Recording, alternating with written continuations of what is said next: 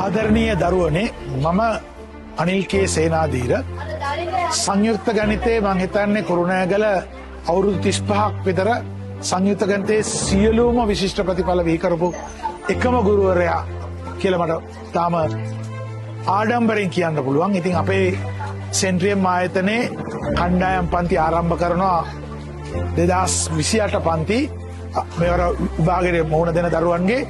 ඒ සඳහා මාගේ පන්ති ආරම්භය මාර්තු 1 වෙනි ඉරිදා උදේ 8:00 සෙන්ට්‍රියම් නුවරපාර විදුලි බල මණ්ඩලය අසල නුවරපාරදී ආරම්භ කරනවා.